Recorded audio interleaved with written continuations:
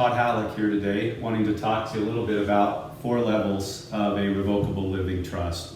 What is it that we as attorneys are trying to accomplish in setting up a revocable living trust for a married couple, and how do you move through those levels? So the first level of that trust is while you're alive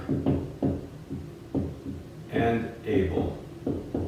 That means both spouses are alive and able. In this case, you really want that trust in the background. You don't want it interfering with your day-to-day duties and responsibilities. You want it to be as simple and out of the way as possible for the most part. This is, I like to make sure people are clear here. This, again, we're talking about revocable trust. If people are getting into Medicaid planning or asset protection planning and using irrevocable trust, those are almost certainly not going to be out of the way necessarily and of no consequence while you're alive and able. They will very much be their own entities and have to be dealt with. But with a revocable living trust, we want that trust in the background and not interfering with your day-to-day functioning while you're alive and able. So that's level 1 that we want that trust to address. Level 2 is, and often missing, is incapacity. What happens when one or both spouses are incapacitated?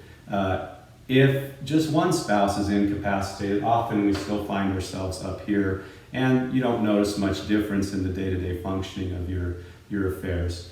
If both spouses are incapacitated, or we only have one spouse remaining and that person is incapacitated, then we want that trust to step in to clearly give power to those people you've appointed to manage your affairs and to take care of you during your incapacity. So often missing in many trusts that I review is any reference to the power and incapacity, or very short shrift is given to those powers. So if anything of consequence comes up, it kind of falls through the cracks, and we have to kind of scramble to figure out what powers the person does or doesn't have. So you want your trust to address incapacity. That's level 2. Level 3 is the death of the first spouse.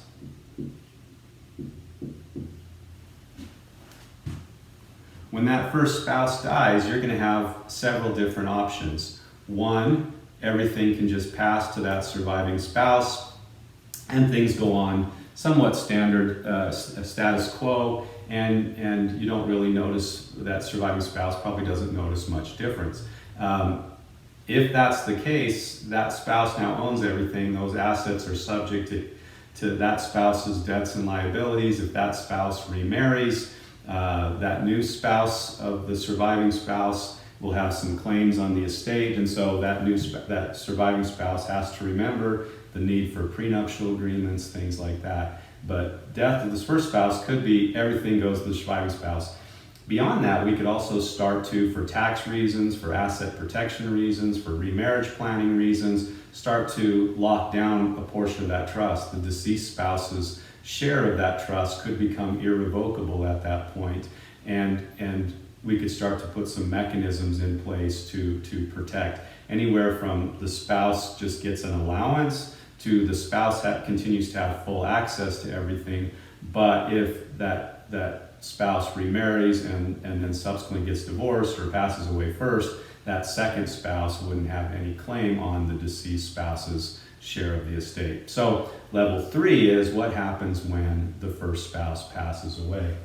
Level 4, the final level, is the death of spouse to the surviving spouse. At this point, we are now going down to who are the beneficiaries of that trust and how are they receiving those assets. Again, it can be anywhere from outright at death, as soon as the administration of the estate is complete and final expenses and debts and liabilities are paid, or depending on the state, it could be forever. You could keep it open forever and continue to have that trust go on in some level of perpetual existence. it depends on the estate and the size of the estate, and depends on the state you're in, how long that can go on. But many states have abolished what we used to have to deal with called the rule against perpetuities, or have extended it significantly so that the old shorter time periods for terminating a trust no longer apply. So this trust could go on, depending on your needs and desires, for a significant period of time.